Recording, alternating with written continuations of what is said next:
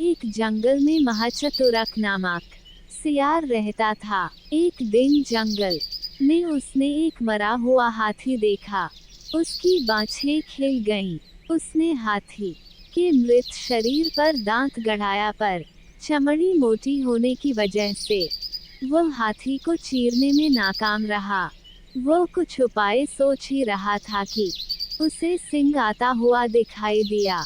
आगे बढ़कर उसने सिंह का स्वागत किया और हाथ जोड़कर कहा, स्वामी, आपके लिए ही मैंने इस हाथी को मारकर रखा है। आप इस हाथी का मांस खाकर मुझ पर उपकार कीजिए। सिंह ने कहा, मैं तो किसी के हाथों मारे गए जीव को खाता नहीं हूँ, इसे तुम ही खाओ।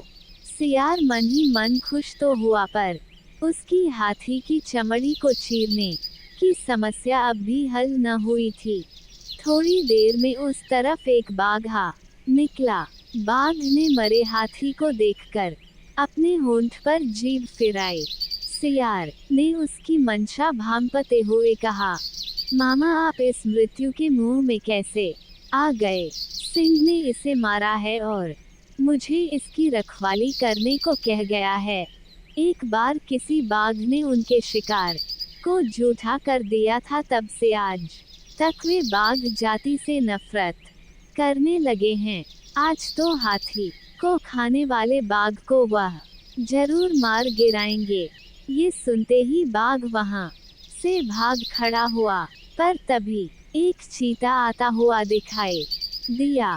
सियार ने सोचा, चीते के दांत तेज होते हैं, कुछ ऐसा करूं कि यह हाथी की चमड़ी भी फाड़ दे और मांस भी न खाए।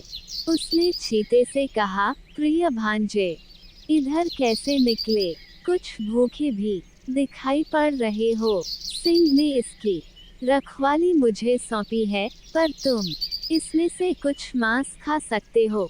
मैं जैसे ही सिंह को आता हुआ देखूंगा, तुम्हें सूचना दे दूंगा। तुम सरपट भाग जाना। पहले तो चीते ने डर से मांस खाने से मना कर दिया, पर सियार के विश्वास दिलाने पर राजी हो गया।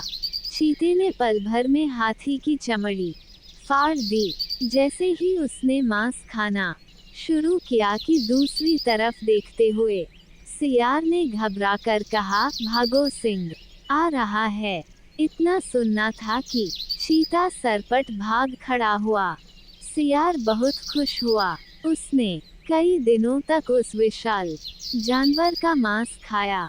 सिर्फ अपनी सूझबूझ से छोटे से सियार ने अपनी समस्या का हल निकाल लिया। इसलिए कहते हैं कि बुद्धि के प्रयोग से कठिन काम भी संभव है।